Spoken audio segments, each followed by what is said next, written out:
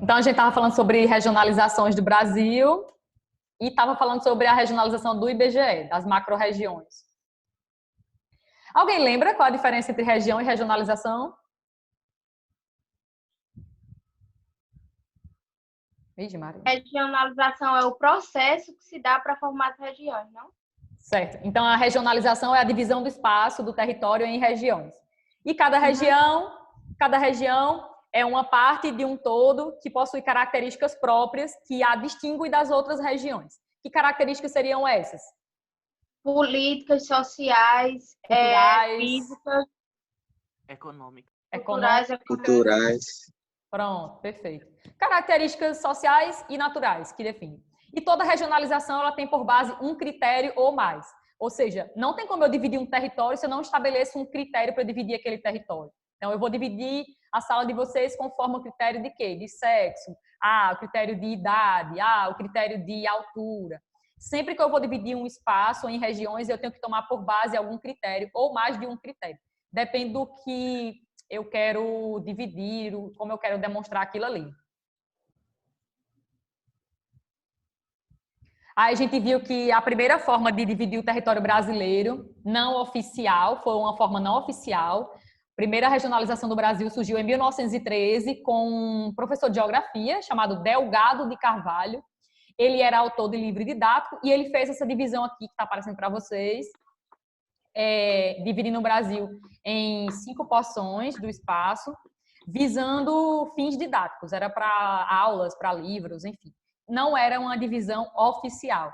Aí o IBGE foi criado no ano de 1934, em 1936 ele passou a atuar no Brasil. Quando o IBGE foi criado, ele foi criado especificamente para assuntos relacionados à população, ao território brasileiro. Então, por isso, com a criação do IBGE, surgiram as regionalizações oficiais, ou seja, regionalizações, divisões do espaço brasileiro, mas sancionadas pelo presidente da República.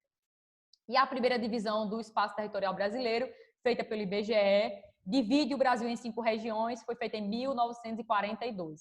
Essa daqui que vocês estão vendo no lado esquerdo de vocês, ela é bem diferente do que é hoje, né? A gente tem outra Constituição, mas aqui a gente já tem 5 grandes regiões no território brasileiro. Essa foi a primeira. Nordeste, Norte, Centro-Oeste, Sul e Leste.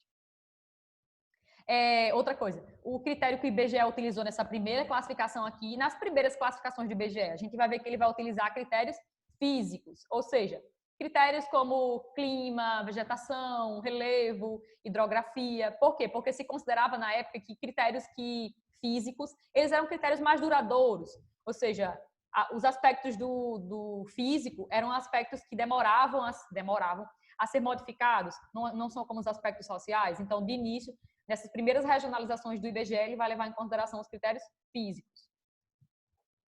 Aí a gente vai ver que ao longo do tempo, alguns territórios vão ser criados, outros vão ser extintos, vai surgir uma região específica, as regiões elas vão começar a aumentar em quantidade de territórios e por aí vai. Vai haver uma certa modificação do espaço conforme o tempo. Essa regionalização aqui é mais uma, ao longo da década de 40, algumas transformações pontuais ocorreram na divisão oficial, como vocês estão vendo aqui. Já a diferença dessa de 1942 para a de 1940, e eu não lembro se essa é 45, enfim.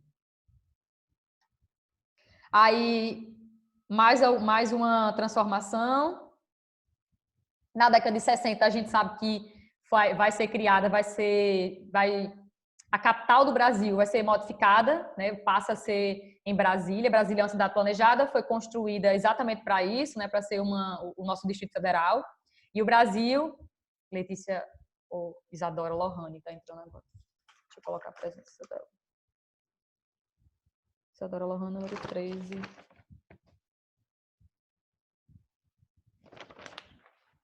Então, o Brasil ganha uma nova capital, é a terceira capital do Brasil. Primeira foi Salvador, segunda foi Rio de Janeiro e a terceira Brasília. Todas 3 foram escolhidas em locais estratégicos devido à economia, à proteção do território, enfim, de cada época específica.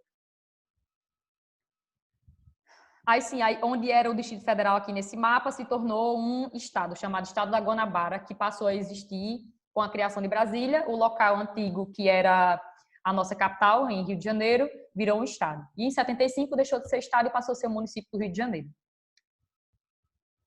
Estou passando rápido porque eu já expliquei isso. Só fazendo recapitulação. Aí essa classificação aqui é a que a gente tem de mais recente do território brasileiro, das macro-regiões do IBGE. Macro-região quer dizer o quê? Grandes regiões. Lembrando que o IBGE, ele respeita os limites estaduais. Um dos aspectos característicos das divisões do IBGE é essa. É que ele respeita bem os limites entre cada estado. Ele não fragmenta o estado em 2 ou em 3. Vocês vão ver outra classificação aí, outras classificações do Brasil. E tem um dos autores que ele vai fragmentar alguns estados, porque ele considera que algumas características de regiões específicas vão além do seu território estadual, né? Eu vou mostrar já já. Então, essa regionalização aqui, ela é a mais recente, digamos assim, do IBGE. Ela foi feita no ano de 1969, passou a vigorar também em 1969. Professora, qual o critério que o IBGE utilizou nessa daqui, né, que a gente tem mais recente? Ele começou a valorizar, além dos critérios físicos, também critérios humanos. Mas o IBGE ele não é tão completo, digamos assim, nessa questão dos aspectos humanos. A gente vai ver outra classificação que ela é muito utilizada atualmente, que ela é mais fiel nessa questão da história de cada porção regional do Brasil. E também na questão econômica também. Então, essa divisão mais recente divide o Brasil também, como o IBGE já vinha dividindo em 5 porções, em 5 grandes regiões, por isso que são macro. Esse sistema baseia-se em critérios político-administrativos, de homogeneidade, ou seja, são chamadas também de regiões homogêneas. E é isso. A maior região aí no quesito de estados vai ser a região Nordeste, a nossa região, vai ter 9 estados ao todo. A região Norte vai ser a maior em extensão territorial, mas ela conta com 7 estados no Brasil.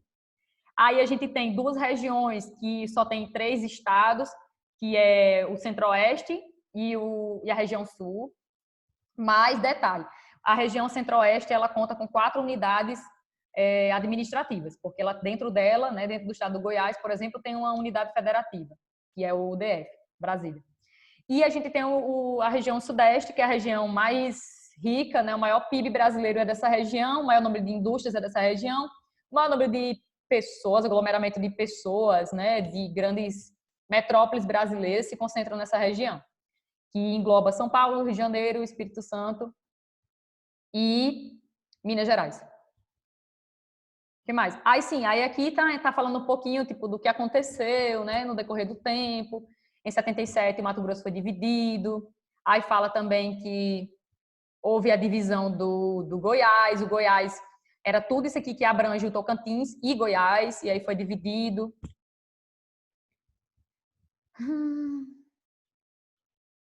Pronto, resumão. Aí a gente estava falando um pouquinho das características de cada região 10, não foi? Eu acho que eu parei na região Sudeste. Alguém lembra? Foi Sudeste. Foi, não foi? Então, eu vou passar. Região Norte.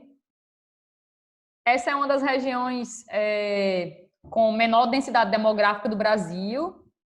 Menor densidade demográfica por quê? Porque tem poucas pessoas habitando 1 quilômetro quadrado. Em média, 4 habitantes. Tem locais que chega a ser 2 habitantes por quilômetro quadrado. Enfim, é uma região pouco habitada. É uma região pouco povoada. Mas não significa dizer que é uma área anecúmena do nosso território. No Brasil não existem áreas anecúmenas, só áreas ecúmenas. Não sei se vocês lembram o que é isso, espero que sim. Não lembra, pode dizer que eu respeito. Aí, em relação à economia da região norte, a gente tem nessa região aqui uma grande área industrial, que é a Zona Franca de Manaus, feita e construída, o projeto dela e concretizada em 1967. Foi construída a Zona Franca da época da ditadura militar. Foi feita exatamente para promover o desenvolvimento econômico, industrial e também meio que atrair as pessoas para essa região norte do país. Manaus, que é a capital do Amazonas, fica lá, a Zona Franca de Manaus. Aí, o que mais? Essa região norte é uma região muito explorada do ponto de vista da extração mineral e a extração vegetal, historicamente.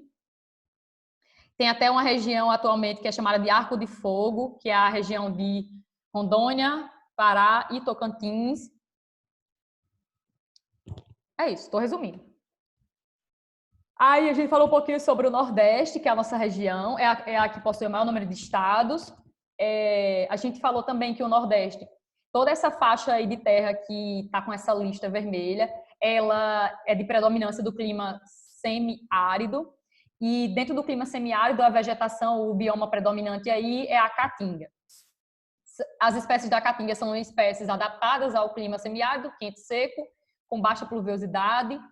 E que mais? As pessoas que vivem nessa região, elas são protegidas do ponto de vista da lei por estarem situadas em uma porção do território brasileiro em que sofre secas prolongadas, que podem durar cerca de 10 anos ou até mais. Historicamente, a região Nordeste é uma das regiões que mais sofre a questão da desigualdade social, principalmente do ponto de vista financeiro. É onde a gente vai encontrar grande número de pobreza, miséria, mas não significa dizer, obviamente, que é só isso que a gente encontra na região Nordeste. Existem, sim, grandes polos industriais, como, por exemplo, em Fortaleza, no Ceará, em Salvador, na Bahia. Outro grande polo de poder no Nordeste é Recife, em Pernambuco. Né? Os três grandes polos de industriais, digamos assim, as três maiores economias do Nordeste são essas três que eu mencionei. Salvador, na Bahia, Pernambuco, né? Recife e Fortaleza, no Ceará.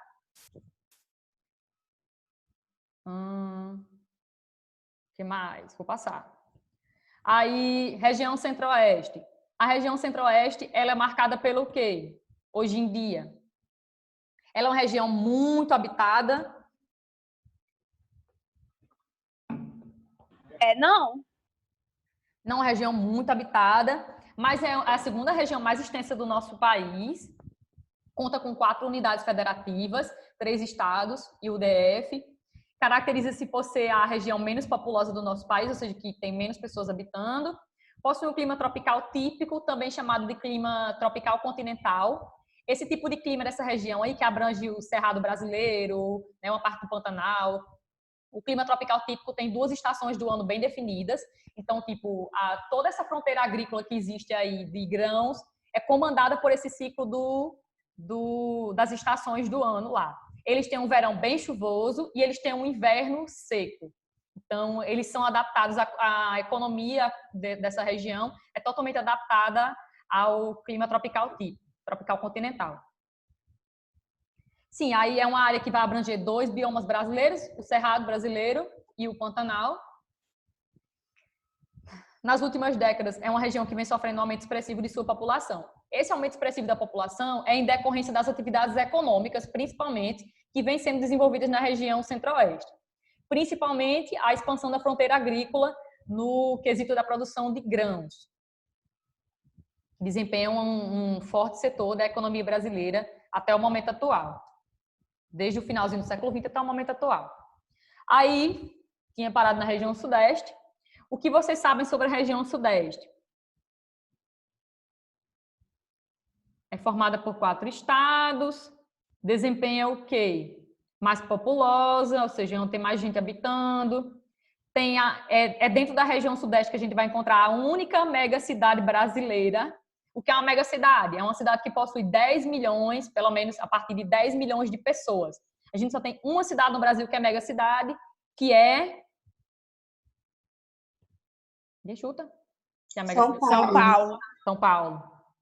São Paulo. Sem contar que essa região... Vocês sabem me dizer quando é que houve a ascensão do Sudeste? Porque o Nordeste, durante muito tempo da nossa história, séculos 16 e 17, chegou a ser a principal região do país, região econômica mesmo.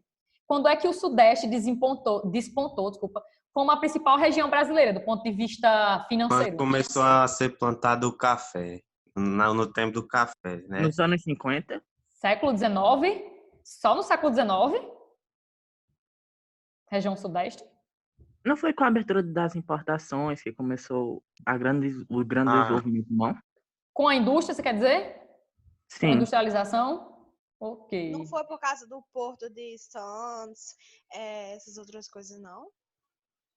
Porto de Santos, Mas eles pegavam a parte do café. Na época da indústria, café. Sim. Não, eu acho que no negócio do escoamento do ouro, com o porto do Rio de Janeiro. Sim. Né, Ana Beatriz? Lembra do século XVIII no Brasil, que é o século do Quando ouro? estava tendo as extração do ouro na região centro-oeste, aí abriu o porto no Rio de Janeiro. Por isso que a capital passou a ser no Rio de Janeiro. E Foi sem contar até isso, 1763, Rio de Janeiro se tornou a capital do país, século XVIII. E Porque o foi Rio de Janeiro... até com aquele cara lá, como é o nome? Eu me esqueci agora. Ixi, 1763, século XVIII, o Brasil era um Marquês de império Pombal. ainda. Marquês de Sim, Pombal. lembra. Pronto. Por que o Rio de Janeiro foi escolhido como capital do Brasil nesse período? Porque ficava muito mais fácil para escoar a produção, né? Zona portuária, ficava muito próximo das regiões de mineração, ficava próximo ali de Minas Gerais, que era a principal área de Era tipo mineração um ponto brasileira. estratégico, né, entre Ponto eles. estratégico. Se a gente parar para pensar, minha gente, toda capital ela é escolhida do ponto de vista estratégico. Então, Rio de Janeiro foi escolhida, Salvador, em 1549, foi a nossa primeira capital. Por que Salvador foi escolhida como primeira capital?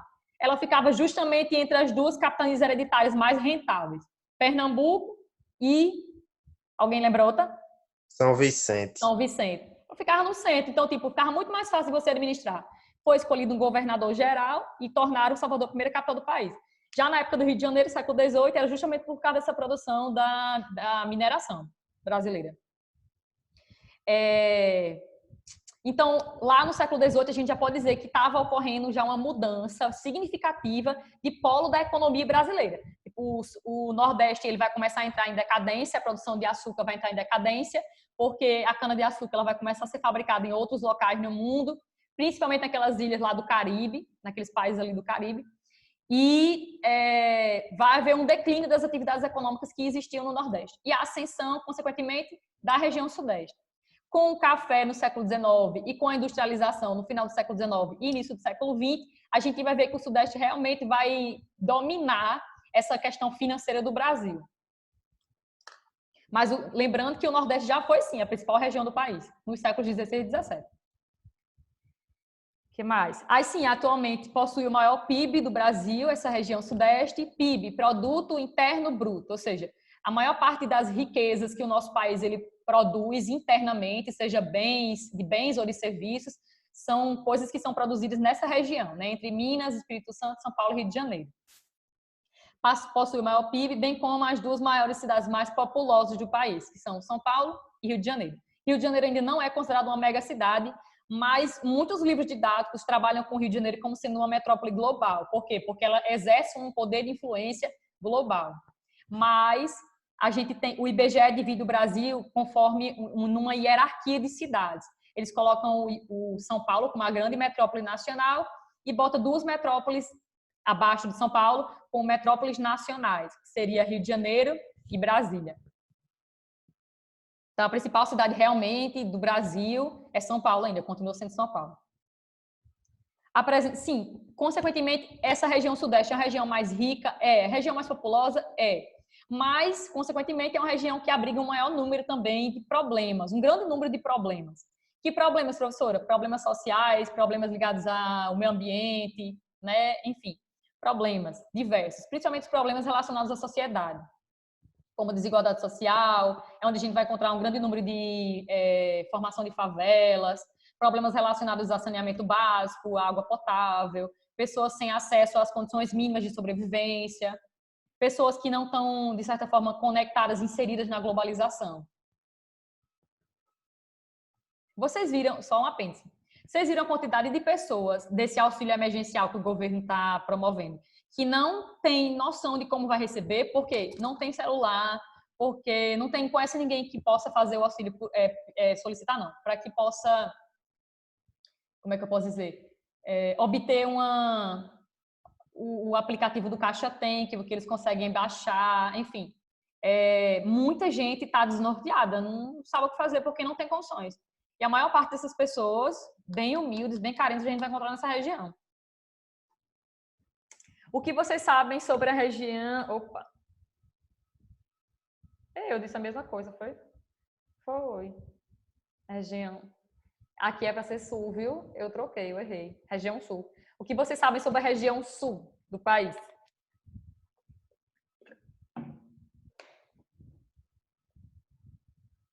Tempo. Ela é conhecida pela pecuária, principalmente pela exportação de carne bovina. Ela é a menor região e tem, como se diz, os melhores indicadores socioeconômicos do Brasil. Ok. A região sul, historicamente, é a área onde mais recebeu imigrantes no Brasil, desde o século XIX, quando o Brasil abriu suas portas para a vinda de imigrantes. Lembro que o Brasil aboliu a escravatura no ano de 1888, né? No século XIX é o período em que o governo brasileiro, ele meio que faz até campanha na Europa para a vinda de imigrantes para o Brasil, principalmente para trabalhar nas fazendas de café. Mas, faltam 10 minutos. Com o tempo, vai se dar a formação nessa região sul de pequenas propriedades, né, sobre o domínio de imigrantes. Então, vão vir para cá espanhóis, italianos, portugueses, alemães. Vai vir uma enorme quantidade de pessoas habitar essa região aí.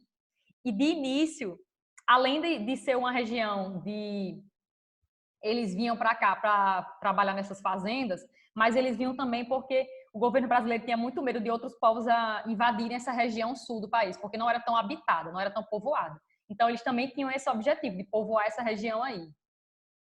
Aí se formou um tipo de colonização diferente, digamos assim, nessa parte sul, em relação à economia.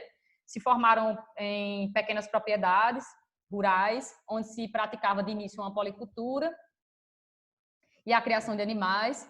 Hoje em dia é a menor área do Brasil, conta com 3 estados, é a terceira área mais populosa e a segunda mais povoada.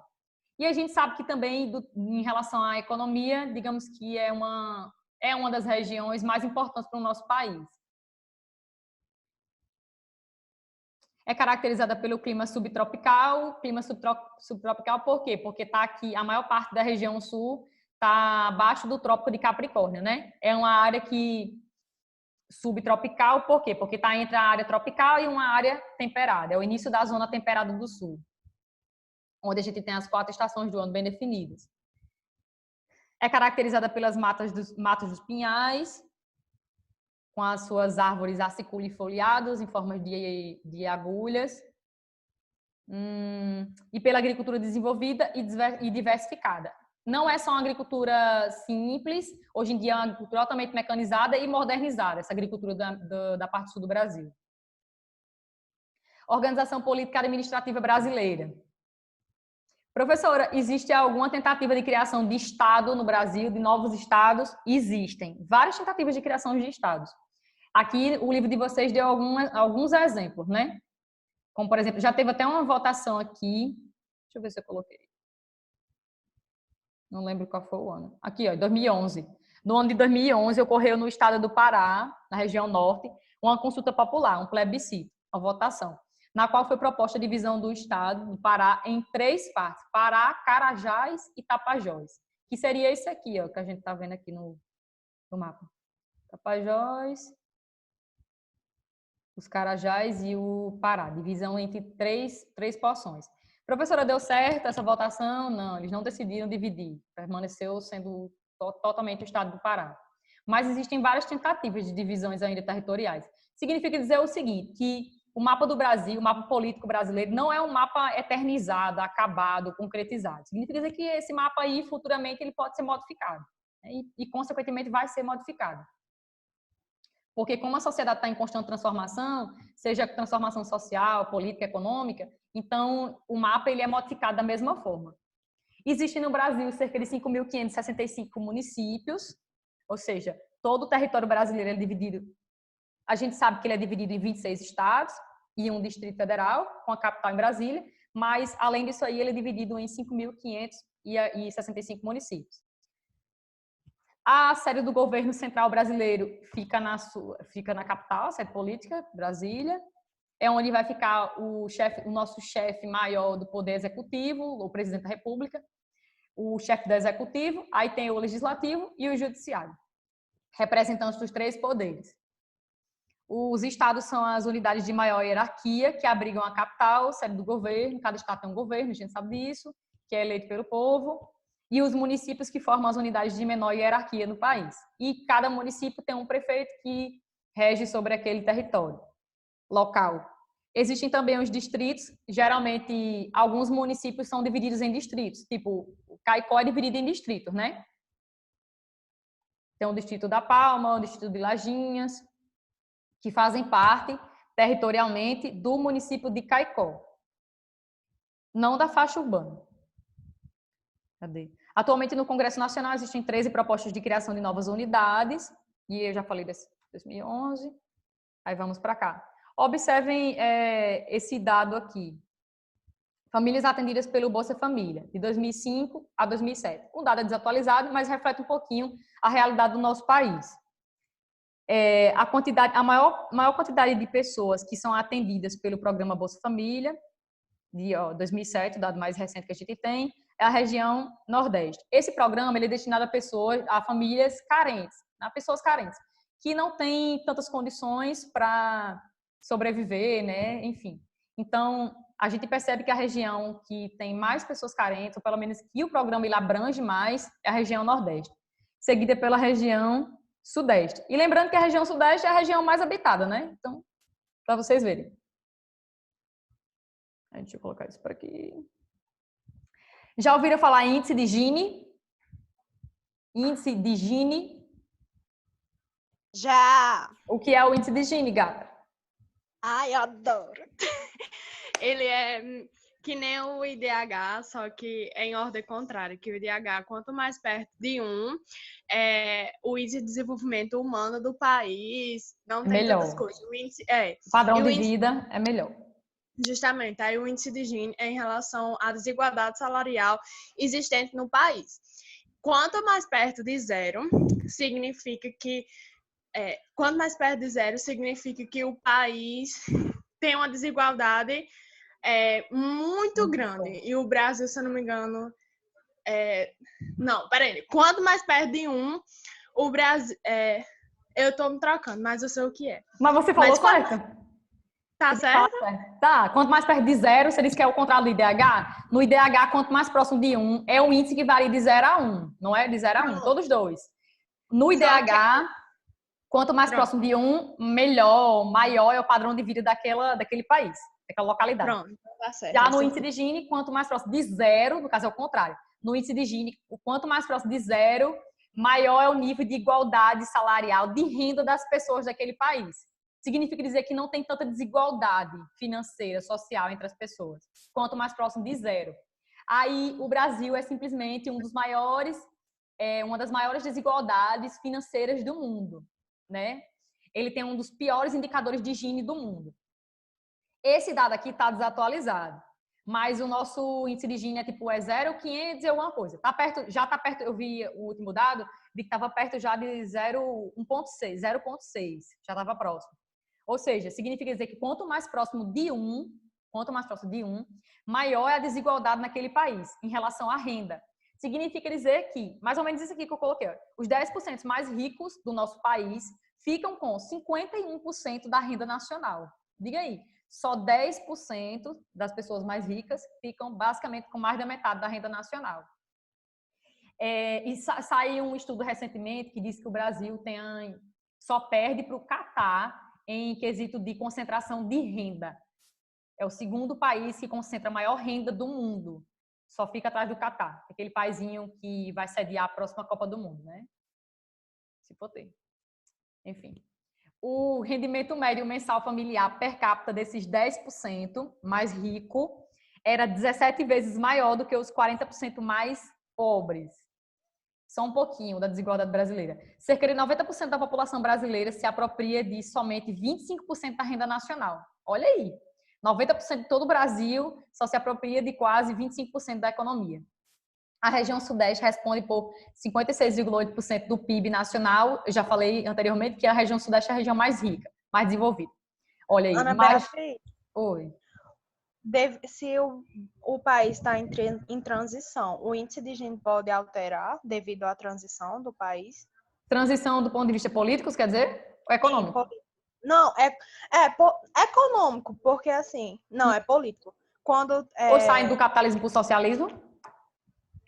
Tipo, eu quero dizer assim, que não tem uma faixa de tempo que a natalidade e a mortalidade tá muito alta, não é? Aí chega um período, tipo, aí o país acaba fazendo uma transição demográfica dentro dele mesmo, tipo, abaixando a Passando de um mortalidade. crescimento alto para um crescimento baixo. Justo. Aí isso pode afetar o índice de Gini? Pode afetar. Porque tem a ver com a renda das pessoas, né? Aí eu fiquei pensando também. Pode afetar, sim, a renda das pessoas. Agora, sim, depende também das condições desse país, porque tipo, o país pode diminuir a população, o ritmo de crescimento da população, mas alguns problemas sociais podem ser que eles não sumam, não desapareçam, continuem ali existindo. Eu estou dizendo que pode acontecer, não estou dizendo que isso vai acontecer no caso do Brasil, por exemplo. Que a gente já está vivenciando alguns